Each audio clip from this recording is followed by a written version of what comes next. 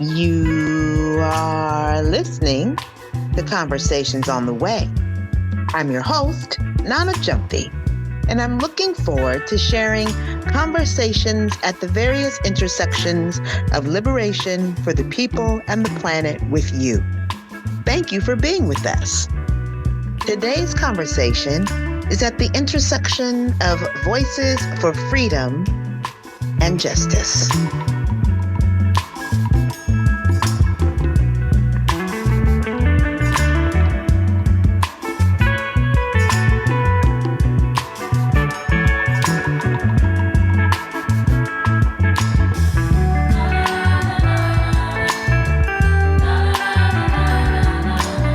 It seems more dangerous than ever to be a student of conscience engaged in peaceful protests on U.S. campuses. This week, we saw the administrations of Columbia and New York University sick the violence of the NYPD on students protesting for their universities to divest from apartheid Israel. While repression of student protest is not new, there is a certain je ne sais quoi about the viciousness and cruelty of the tactics used to quell dissent on U.S. college and university campuses with regard to Israel's genocidal campaign against Palestinians in Gaza. Joining me to help unpack what is happening on these campuses in New York City and across the country is Professor Honey Crawford. Professor Honey Crawford is an assistant professor of English and dramatic literature at New York University. She studies Afro-Brazilian vernacular performance as both a scholar and a practitioner. And she positions women-driven spectacles of Black consciousness in the 20th to 21st century against prevalent discourse on the Black diaspora and performance studies. Her research privileges embodied knowledge and oral traditions while investigating attempts to capture or contain these forms in literature and text-centric works. Greetings, Ninaj. Greetings, Nana. How are you? I am doing okay. Like looking at what is going on to the left and the right, to the front and the back. And I'm like, goodness gracious, lots to do. Thinking last week in particular, as we saw one flight with 74 Haitians being deported to Haiti, really thinking about how we elevate this in people's minds, right, in their consciousness, so they are not, just focusing on what's happening in Haiti, which of course is critically important, but also understanding that Haitians in this country are still being deported back to Haiti in spite of the claims that the U.S. government is making about being so supportive of Haiti and the Haitian people. So, wanting to take it back a little bit and see where we are. Now, I saw a recent article, New York Times article, and the title was something to the effect of, after not doing deportations anymore, the Biden administration suddenly started, deporting Haitians with this one flight. And, I think it's important for us to really talk to folks about what has been happening with Haitian people and deportations, because I think people believe that for the past 4 years, Haitians have not been getting deported back to Haiti. But talk to us about that, please. Yeah, before the flight of 74 people the other day, last time I had heard was, I believe, January might be the record of the last flights that I saw, but it could be after. But what's important to know is that in the entire time, they've been interdicting people that leave by boat and forcibly repatriating them pretty much immediately. So they've been picking them up on international waters, picking Haitian people and vessels up in international waters and deporting them, repatriating them, forcibly returning them, whatever you want to call it. They've been doing this nonstop. We've been seeing a lot in the press about concerns about the possibility of having an influx of Haitian come by boat, and this is the reason that the Biden administration is using not to redesignate TPS and extend TPS for Haitians. But I should say that up until April 12th, the U.S. government did a whole operation to evacuate their U.S. citizens that were trying to get back to the States. So they helicoptered people out for almost 2 weeks. The operation happened.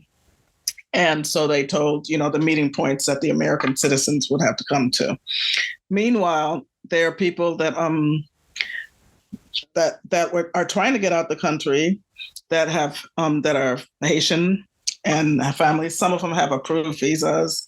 Some of them, just had to go to the embassy to do the final step, but the embassy hasn't been accessible. It's been closed. And they've been advising people to go to the Dominican Republic, which is not safe for Haitian people to be going into. So interesting, as I said, they evacuated people up until April 12th. And then, not even like a week later, they started the deportations from Miami. Not surprising at all, especially given that this is an election year. Not surprising at all. Yes, election year where they've decided that immigration is certainly an issue that it's okay to be cruel and uncaring about, and particularly as it pertains to Black migrants, and within that category as it pertains to Haitian migrants. Very important. You talked about the interdictions that are happening in the water, because again, I don't think there's a lot of conversation about that in the, when we're talking about people being sent back to danger, which, by the way, is against international law. Like, that is not what is supposed to be happening. People are supposed to have the opportunity to make their claim. I say this all the time. If they don't have a claim, and if you have a system that's fair, which I wouldn't say the system is, but a system that's fair, that, adjudicates and decides they don't have a claim, that's one thing. But this penchant that the United States has for not even trying to find out whether Haitians have claims and sending people back really is troubling. Go ahead. Yeah. So, and it's the same thing that we've seen historically in the past decades. It's just cycles of this happening. Simply, a lot of it has to do with the proximity of Haiti. So, and they always have this fear, and especially around election year, they always come with the same messaging, especially coming from the Republican side, scaring the Democrats, that there are going to be boatloads of Haitians coming. I mean, I remember the first time I was hearing this was with Jesse Helms, back when Bill Clinton had just become president. He had just been elected. He didn't even come into office yet when they sat him down, the Republicans, and did a presentation and showed them people building boats and on the coast of Haiti. And this is what's going to happen. There's going to be 100,000 people. They're going to die in the waters, and it's going to be your fault. So he came with a stricter policy.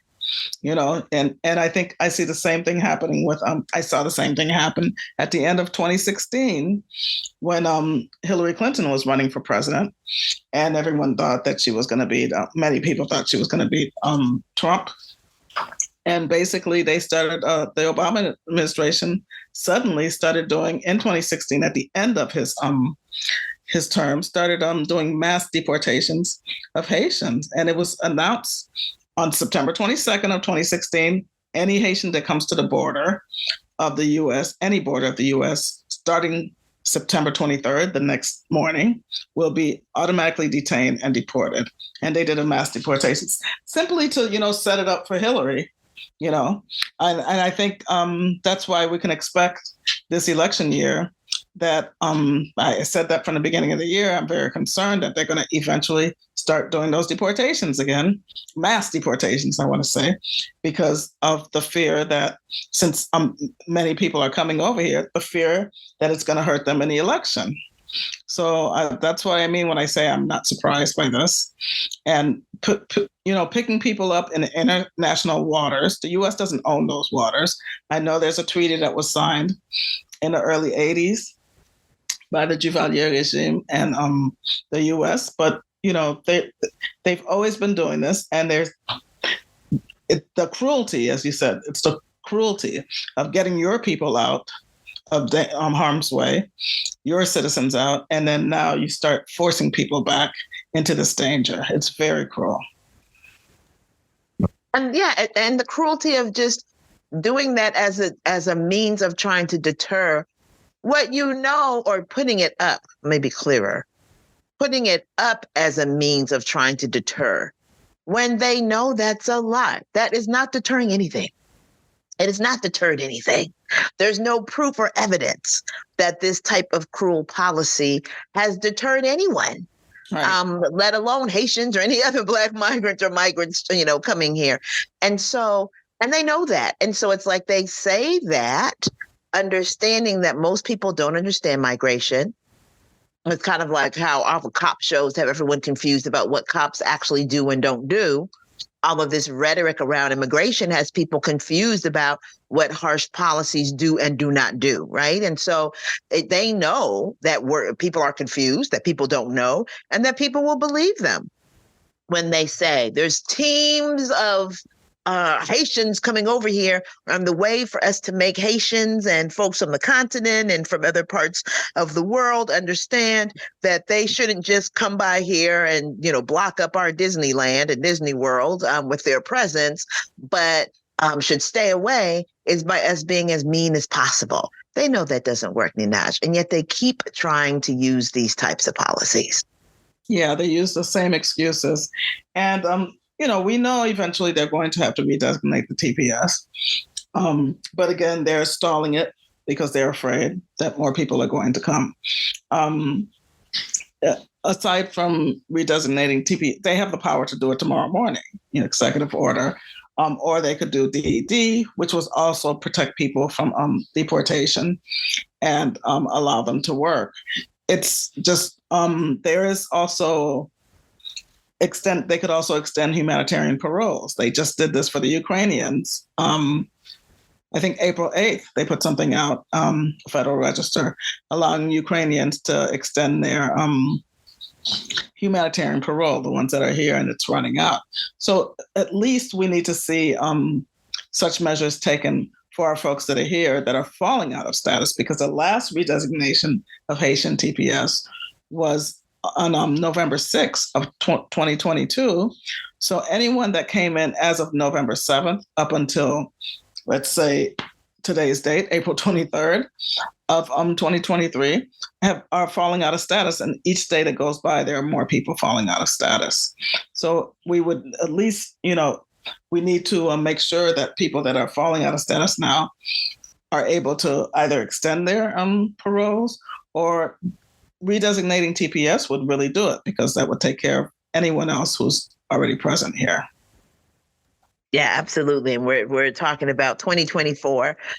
So we're looking at a 2-year time period, basically, more or less, that we, have people that need protection that are not getting protection, even though it is clear that protection is necessary, right? And it's interesting because every time they do redesignate Haiti for TPS or any other, the countries that we are looking at in terms of majority Black countries, they always talk about how, it's clear that there's a danger. It's clear that there's a danger, but the danger has been clear. Like they act like they just woke up today and saw that there was a danger.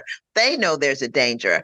And to your point, when you're getting your own people out, you're not getting them out just because you've decided to go somewhere else.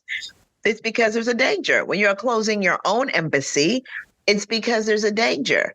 And in closing the embassy, you make it even harder for people to be able to get out.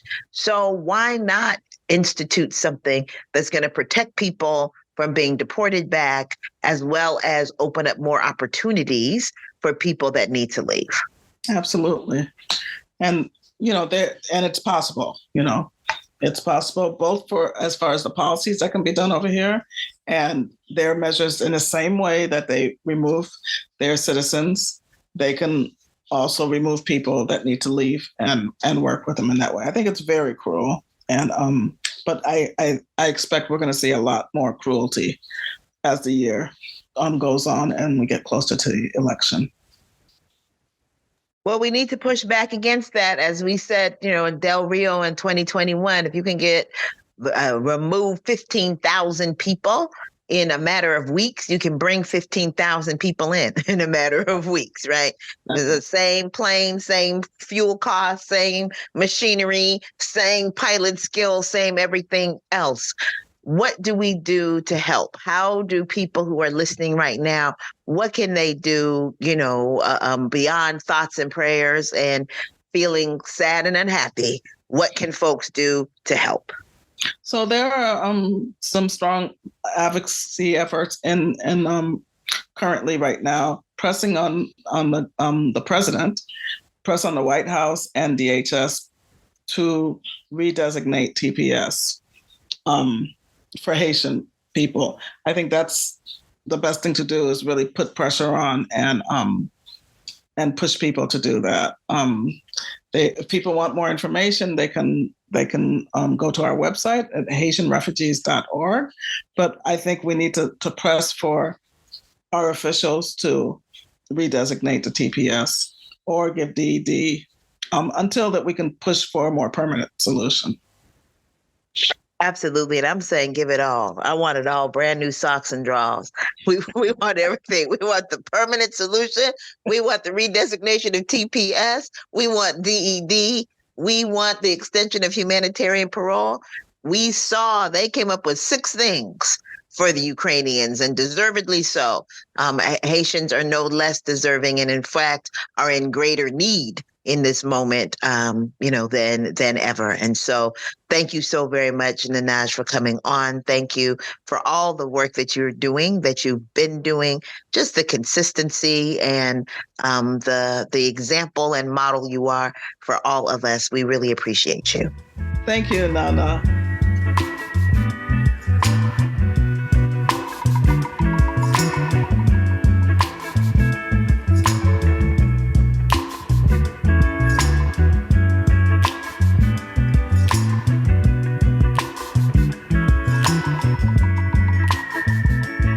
It seems more dangerous than ever to be a student of conscience engaged in peaceful protests on U.S. campuses.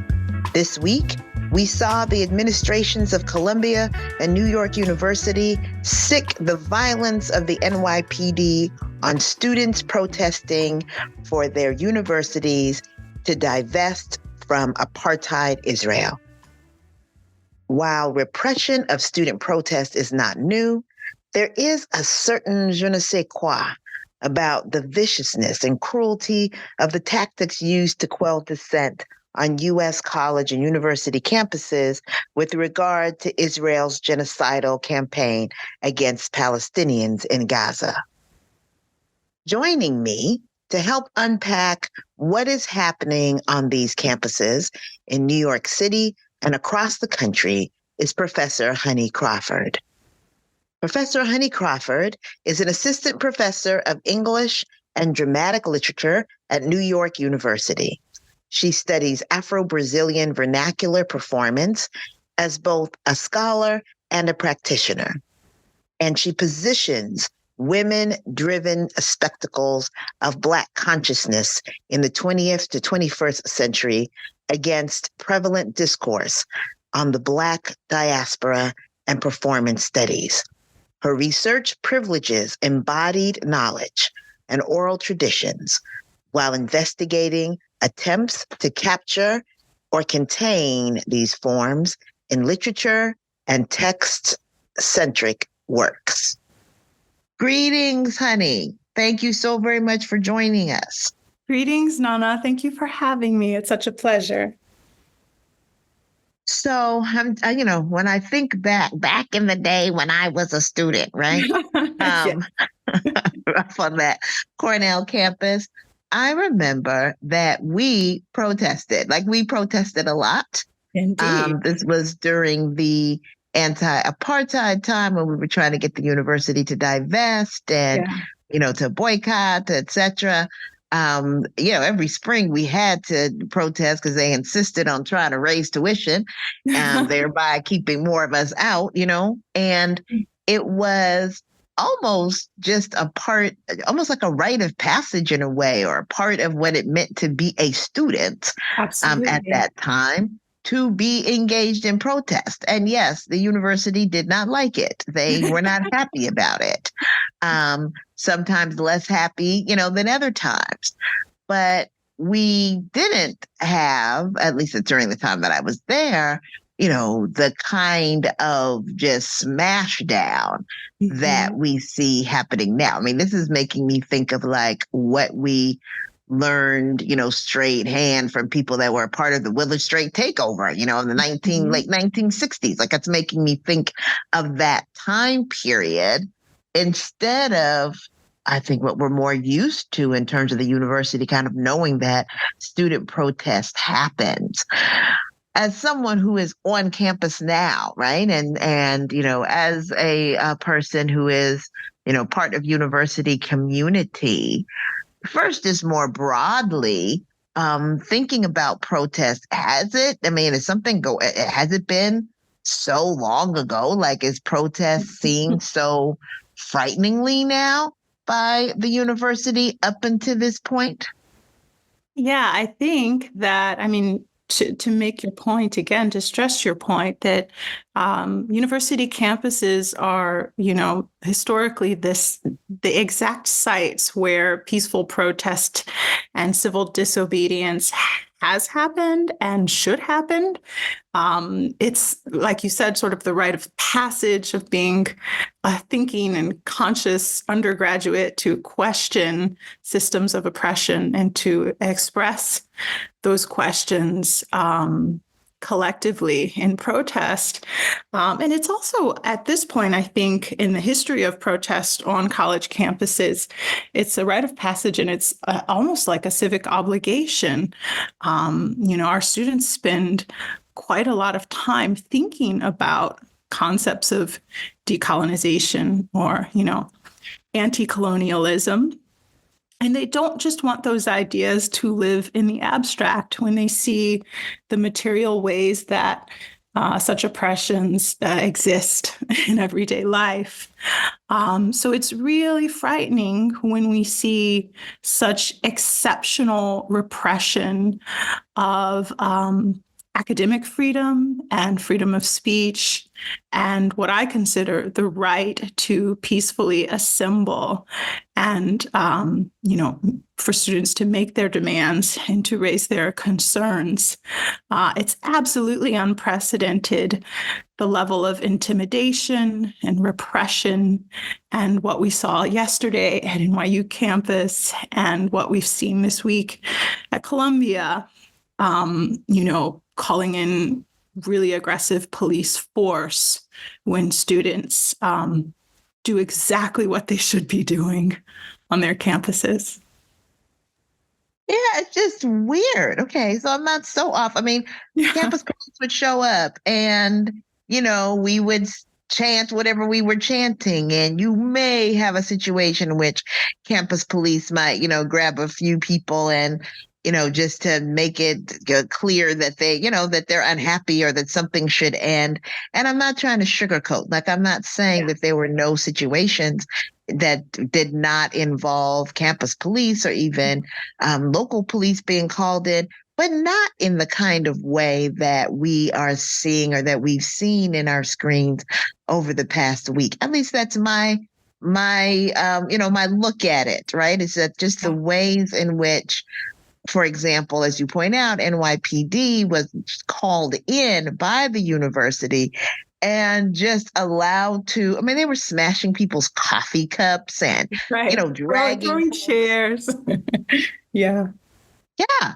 It's like, what is really going on here? This is something that the university is okaying. And it just seems as if there's not a recollection that what we're talking about here are students, many of them young folks.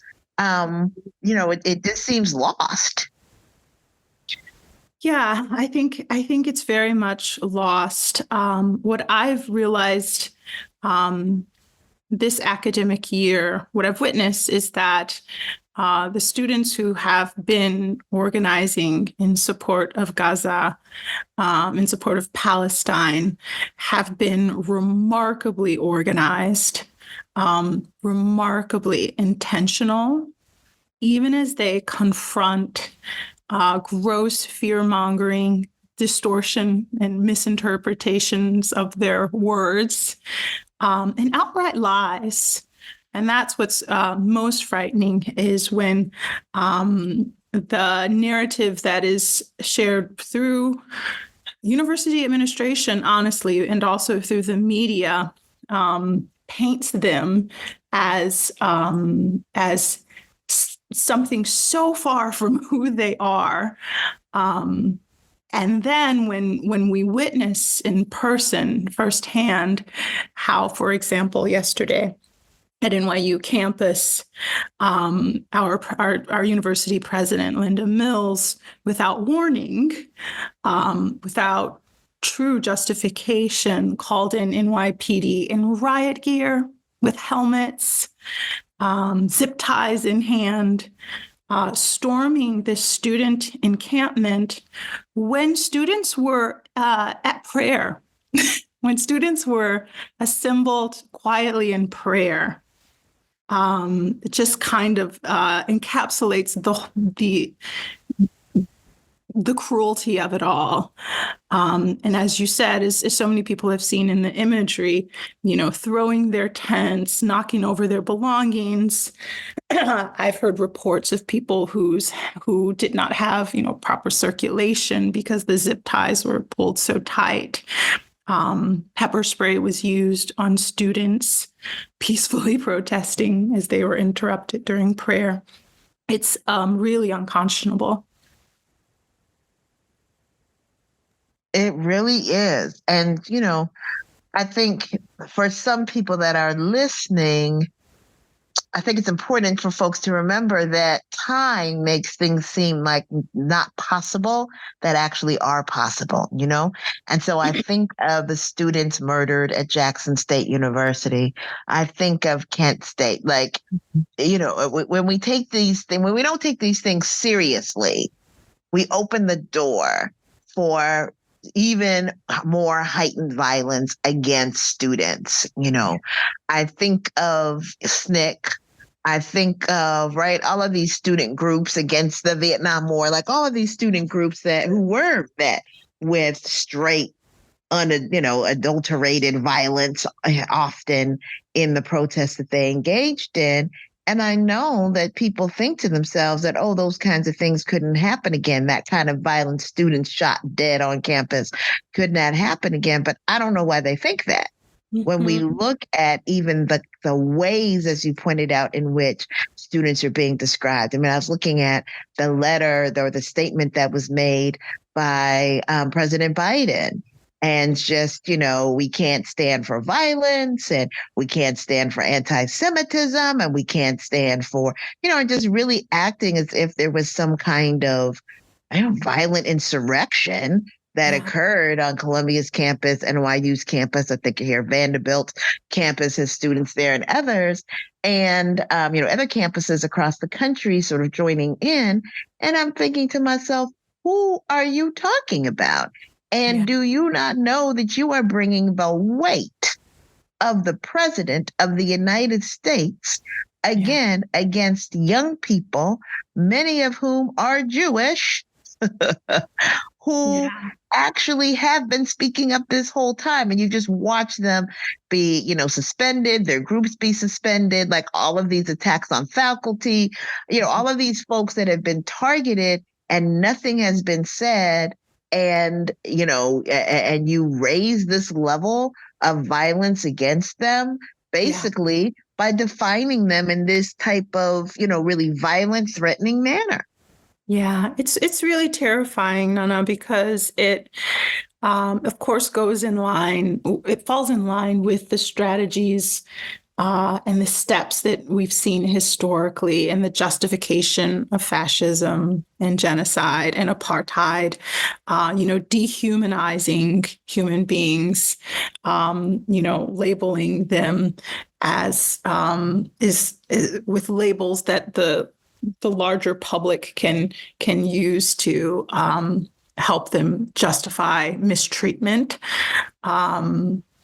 And that's where faculty come in with our responsibility to show up for students and to do our best to de-escalate situations, to negotiate with campus security.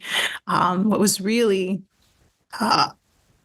amazingly frustrating about what happened on NYU campus yesterday was that so much of the day had been about NYU faculty members having ongoing conversations with campus security, ensuring that this encampment would be managed in a way that was not dehumanizing, down to, escorting students in and out of the encampment safely to use the restroom, showing identification to get on and off the plaza, having those difficult conversations to avoid escalations whenever possible. And all of that with also the intent, this is indeed a protest, that, civil disobedience implies, some degree of disobedience, and how we've gotten to such a point on these campuses where students are so heavily policed and their bodies are so heavily policed that that something such as earlier this academic year, a group of faculty members and students read poems authored by Palestinian poets in the Bopsta Library. And pretty much everyone who they could identify from that reading was brought in, for meetings and hearings and, faced warnings and threats to their, ability to continue on campus for reading poetry in a library, rather softly, not even in a way that would, in the library lobby, not in a quiet study room or anything like that.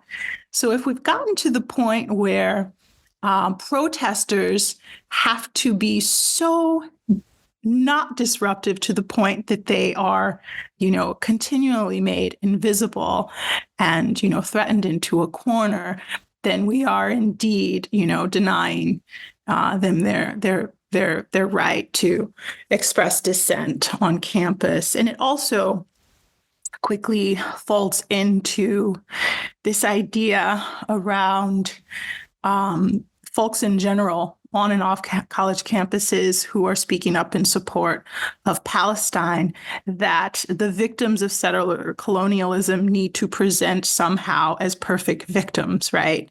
That the victims of genocide have to sort of, smile and take it and not fight back.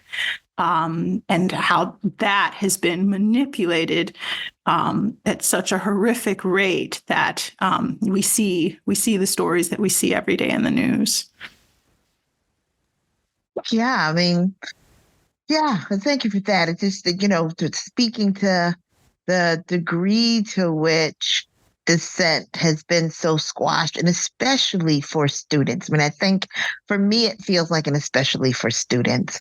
Yeah. I'm thinking back, and we know there's always a tie, right? It's like they always escalate depending on what's happened before. And so I think about what was happening on campuses during the height of Black Lives Matter, and how students were bringing it to the campus, and were pointing out on campus issues, for example, about campus security and trying to get campus security off of campus, right? And trying to keep the police from coming onto campus and de-link sort of campus life from this, from the regular law enforcement or even immigration enforcement.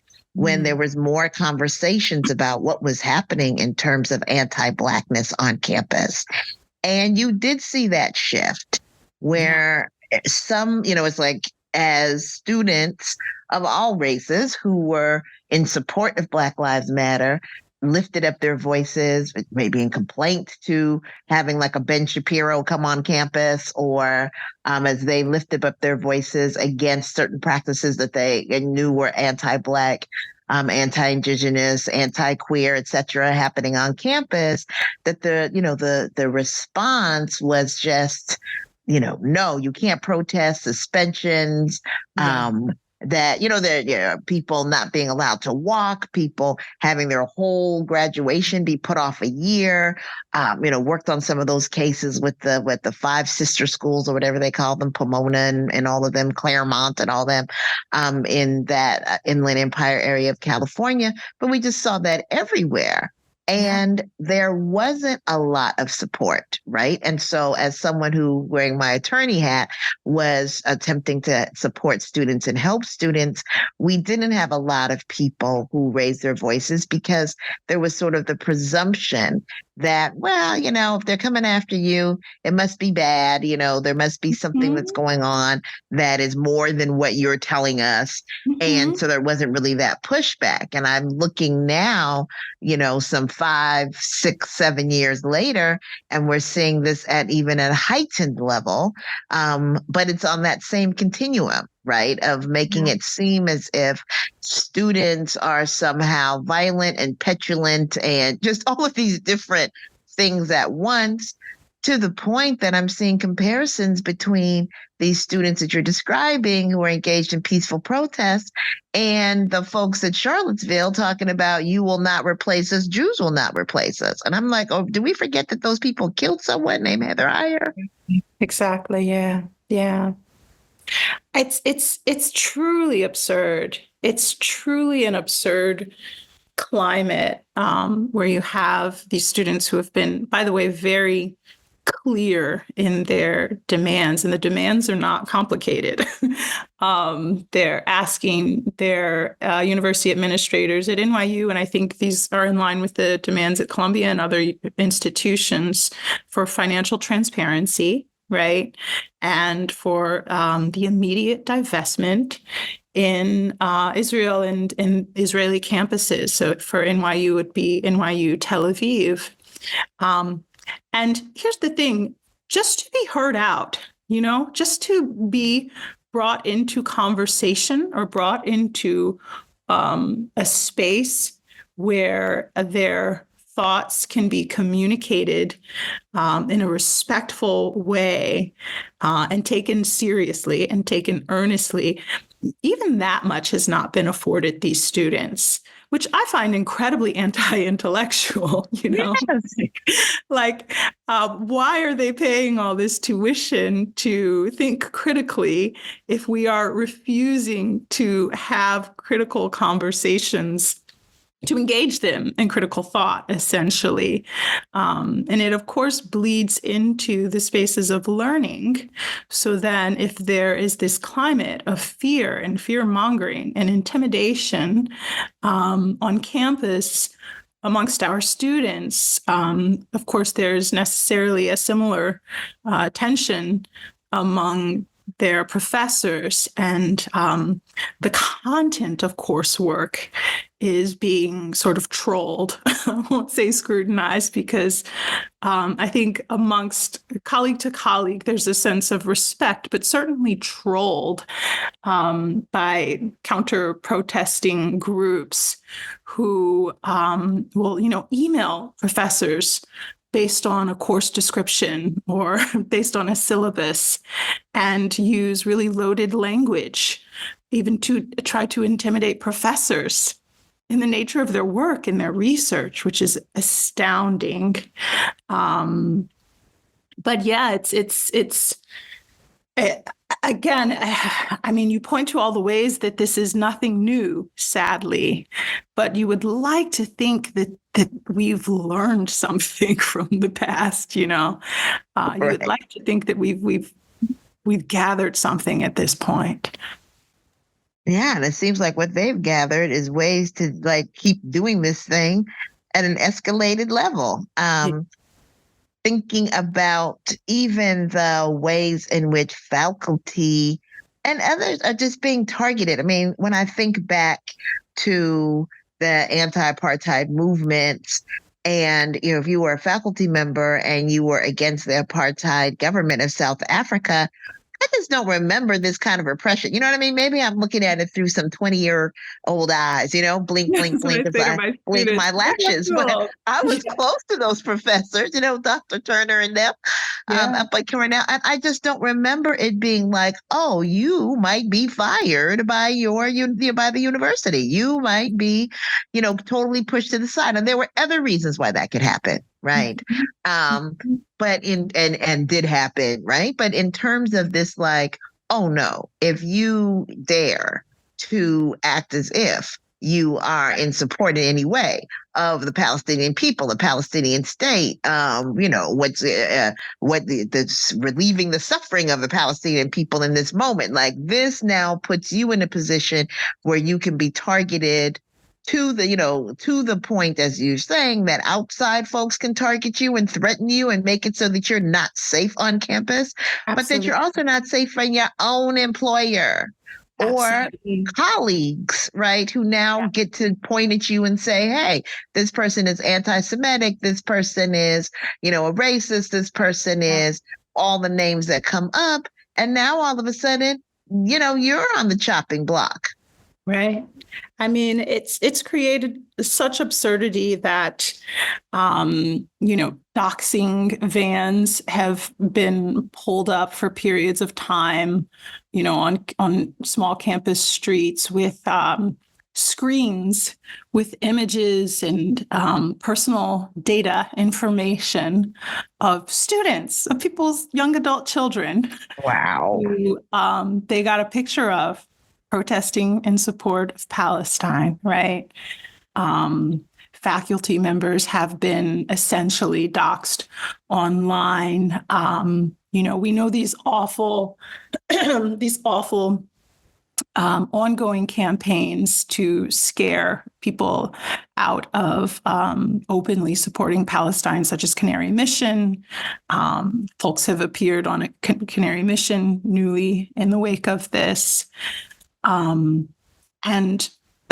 what's really, I mean, you pointed to this earlier, what's really frustrating is this conflation of anti-Zionism with anti-Semitism and how insulting that is to Jewish experience and to Jewish allies, good folks from Jewish Voices for Peace, all of the amazing folks from the Jewish community who have been long-standing fighters and supporters in this fight against the state of Israel and the Israeli government.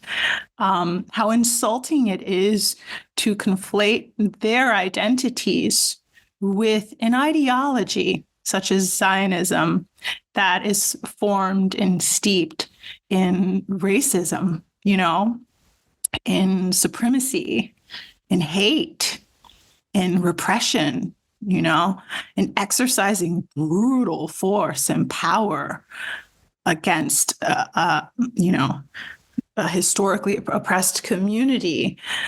And with that conflation and with the assuming of the IHRA definition of anti-Semitism, which cleverly crafted by, neo-fascist and Trumpers essentially, uses examples that basically say any critique of the Israeli state, the Israeli nation, is anti-Semitic. Well, how obscene is that? Right. And how manipulative, and again, how anti-intellectual to be that willfully ignorant down to like the definition of a term, to expect the masses to believe that, let alone these brilliant students who got into these programs and who read the 100 pages that we give them every week, right? When we ask them to think carefully about language, to manipulate language in such a way against these minds, these young minds, it's pure foolery. It is pure foolery, and that is the F word that we're going to use. I love it. Because we on the radio.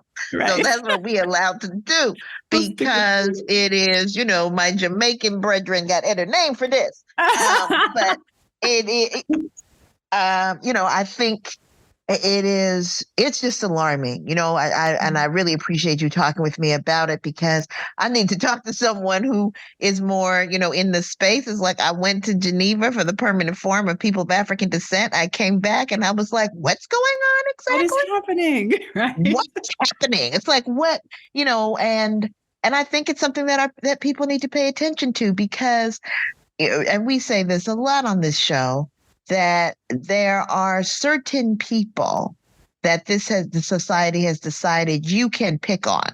Yeah. Black folks. Yeah. Of all types, you can pick on. We know Queer it well. people. Yeah, you can pick on. Disabled people, you can pick on. But young people are another group of people that you can pick on. And what this system does is that it will practice, it will train, it will develop its ways of picking on everybody. Yeah. By by focusing first on the I can pick on you group.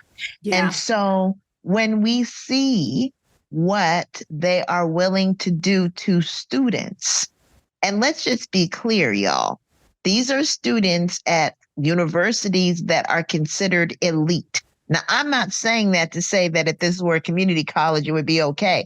I'm saying that this is where these people are saying they're elite. Young people are. Imagine what they'll do to our community college students, our brilliant minds. Right. Look. Yeah. Right.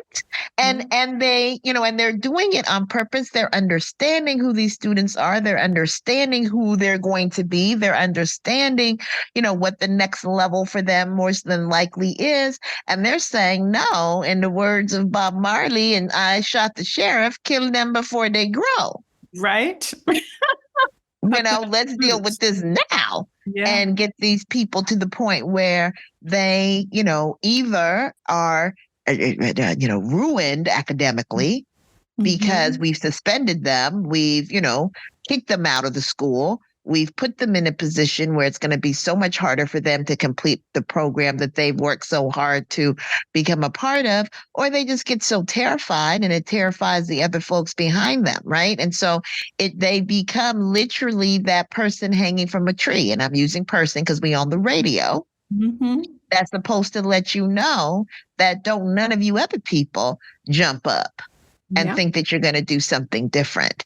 And the fact that they have been able to do this with the people who ostensibly are their kids, right? Their children, in these spaces, I think is a clarion call to all of us about how close to fascism, how close to authoritarianism we are, regardless of who is in the highest office of the land. Yeah. And of course, sorry, my dogs are doing crazy things. And of course, we see even those in the highest positions of power at these universities are being knocked off of their thrones, just as quickly as the students. So 1 week, a campus or, a Zionist group is seeing to it that a young Black, queer, non-gender normatively identifying law student at NYU loses job opportunities that they already earned. I almost cursed, but I stopped myself, based on their support of Palestine, like that level, that degree of like petty and power hungriness, to go after the career of a young and gifted student who had already earned these positions is obscene. And then, within months, we've got Black woman president of the elite of elite universities, cornered into resignation, right? So they'll do it to the kids and they'll do it to you too. Absolutely. Absolutely. You will not be free. And that is, again, what did our Queen Mother, Fannie Lou Hamer, teach us? None of us are free till all of us are free. It's just that simple. Right. It's just that simple. And as one of us is oppressed, all of us are oppressed. Yeah. And, we've got to think about what we can do to make it clear that we find this to be unacceptable. And what are some ideas that you may have, honey, for what folks can do? I mean, I know there are people who are writing to the university, and I think that's great. I mean, at these universities, alumni, come out of the midst, you know what I'm saying? And apply your pressure. But what are some things that people can do, whether it be, with NYU or Columbia or any of these universities? I saw something with CSU Humboldt that they, that had some takeover and, the campus police were coming after them. What can we do who may not be on campuses to be supportive of students, particularly, but also of faculty, particularly those faculty that are supporting students? What can we be doing? That's a really great question. I appreciate you asking it. So yes, if you have an affiliation with the university, either as an alumna or, any sort of like tangential relationship to one of these spaces, take the initiative, please, to write university administrators or mobilize with your alumni organization and make a statement, write a letter, get signatures together, add your names to the really extensive list of voices who are calling out all of this insanity. Another thing that you can do, because so much has now taken itself to the streets beautifully and to these encampments, is to come out. What was really kind of amazing, I think, on NYU campus and Columbia as well, is that when New York City caught on to what they were doing to these students, New York City showed up for them, the streets flooded for these students. And there were these calls throughout social media, like, all out for Columbia. And you could barely I was trying to get on a train, you could barely get past 42nd Street, and the trains were conveniently filled with cops in riot gear, almost trying to prevent people from getting uptown.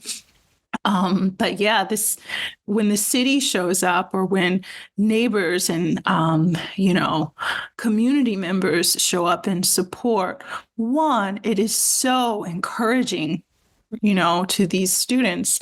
I try not to call them kids, but I'm constantly reminded of how young they are and how courageous they are, and how encouraging it is for them in these frightening circumstances to see, the good people of their cities cheering them on and thanking them for being so courageous. It's very, very meaningful. And then also when arrests happen, you can do your part either through donating to bailout funds.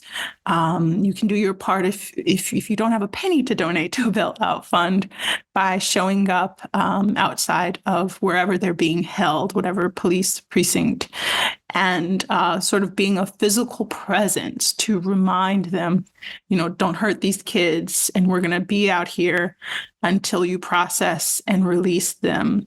Because as you know, I don't have to tell you, that can either be a really long and torturous processing just to scare and hurt them all the more, or it can happen, in a relatively quicker amount of time.